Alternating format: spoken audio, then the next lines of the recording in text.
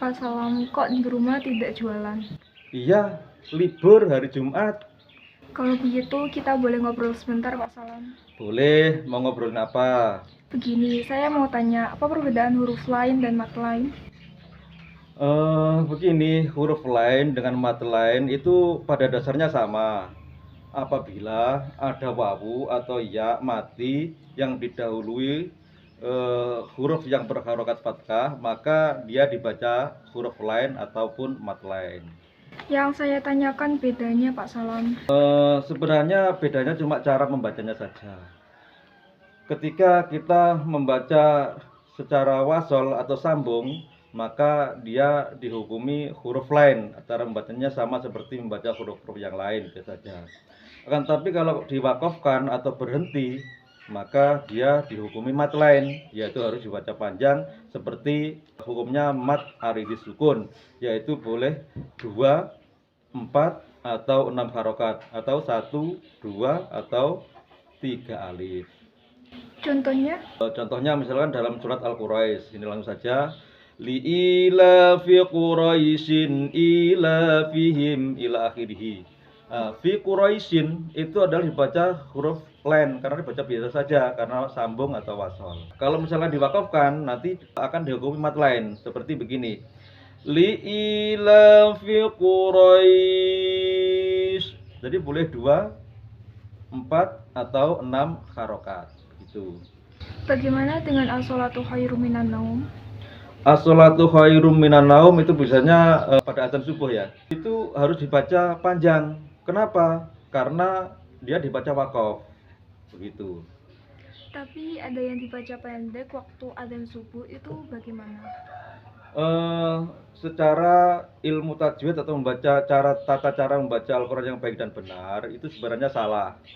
Hanya saja ada pendapat yang membolehkan dengan alasan tidak merubah makna atau tidak merubah arti.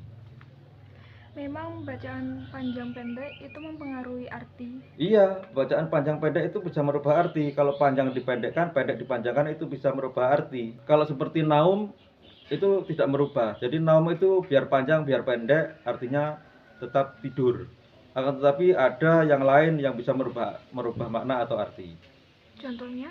Nah, seperti kita waktu tasahud atau baca syahadat. Asyhadu anna Muhammadar Rasulullah misalkan. Nah, saya bersaksi bahwa tiangnya Nabi Muhammad adalah utusan Allah. Kalau kita panjangkan misalkan asyhadu anna Muhammadar Rasulullah, nah itu sudah beda lagi. Seperti dalam surat Maryam itu anna, ayat surat Maryam ayat 20, anna itu diartikan bagaimana. Jadi nanti artinya saya bersaksi bagaimana Muhammad utusan Allah. Nah, begitu. Dan juga masih ada yang lain lagi, misalkan la, ya. La itu kalau dibaca pendek itu artinya sungguh atau litaukid kalau dalam ilmu tata bahasanya.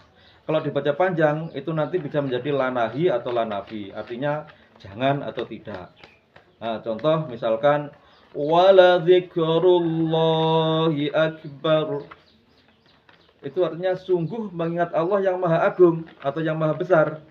Kalau kita baca wala dzikrullahi akbar, jadi artinya dan tidak mengingat Allah yang Maha Besar, atau lebih fathah lagi dan jangan mengingat Allah yang Maha Besar. Nah, itu panjang pendek yang mempengaruhi arti. Dan bukan cuma panjang pendek saja, karena ada cara melafalkannya pun kalau misalkan kita salah itu juga bisa merubah arti. Oh iya, contohnya? Contohnya begini, dalam kalimat kolbun, kolbun itu artinya hati.